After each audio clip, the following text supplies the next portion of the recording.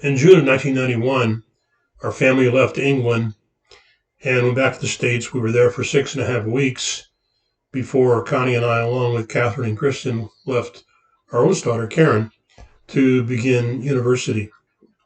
And then we, the four of us, took off without her and to move to Cairo, Egypt.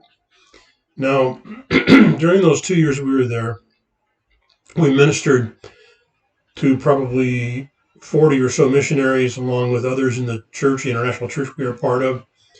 And this is where our daughter Catherine did her last 2 years of high school and graduated from there. And so during those 2 years, we were involved. We learned some Arabic, and we were involved with the missionary families, and probably about 5 different teams, totaling over 40. And it was a good time of ministry for us. And as we pursued that time, we just felt more and more like, we've been pastor coaching missionaries who are here to see people come to Christ in the Arab world, particularly at that time in the country of Egypt. But we want to work firsthand ourselves, perhaps lead a team and be involved face to face in one-on-one ministry, group ministry, whatever, to the Arab world.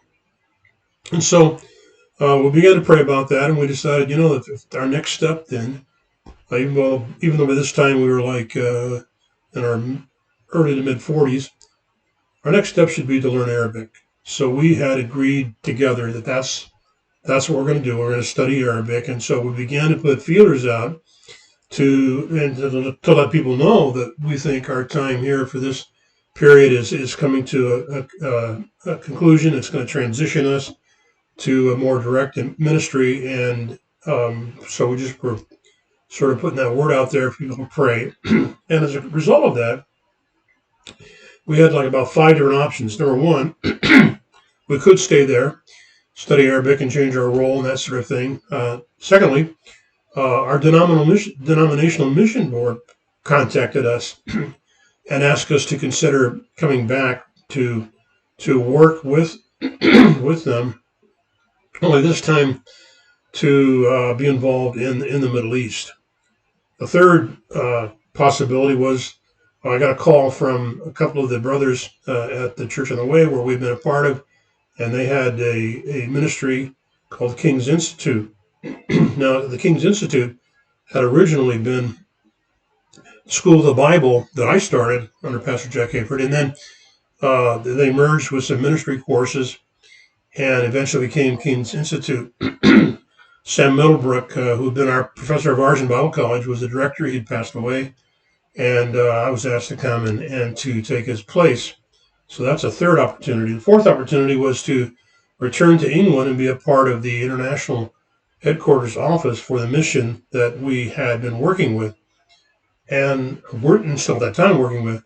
Fifthly, I was asked to come to Cyprus for a brother, Elias Malki, and he was training people to come to faith in Christ from the majority religion there in the Middle East, and he was training them for ministry. He asked Connie and I to come and to direct that ministry and help him prepare young people coming to Christ to go back into their various parts of the Middle Eastern world, Muslim world, and to preach the gospel and to disciple people that would come to Christ. And so those were the opportunities before us.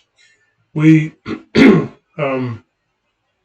was fairly easy, really, to turn down the King's Institute and the headquarters in England and the ministry in Cyprus, because they did not involve studying Arabic, and we felt that was sort of a deal breaker or a deal maker where we could do that.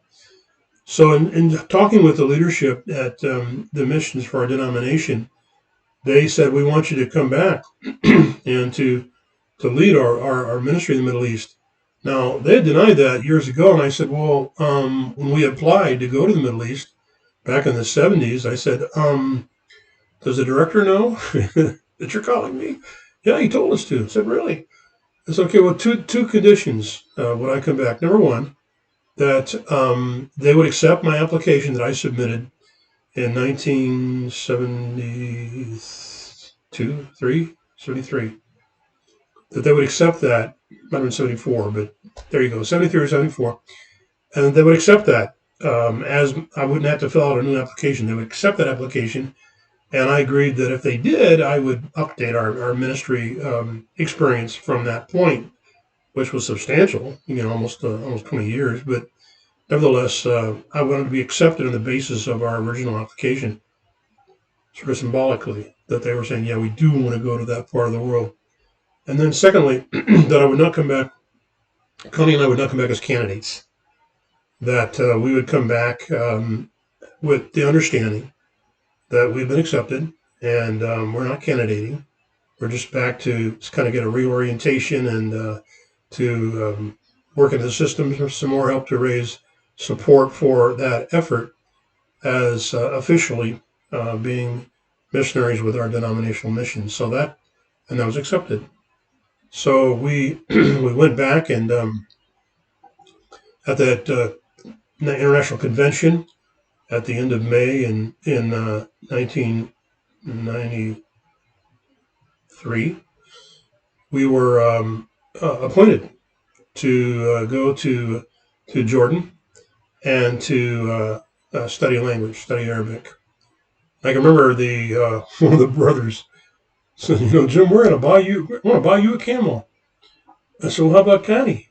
He said, we're going to buy her a camel too. So and he was true to his word. On getting camels, we got a car that they provided us with. But so on we went. We accepted the invitation because we could learn Arabic, and that seemed to be therefore the door that the Lord was opening. So we came back to the States. We were there for a year.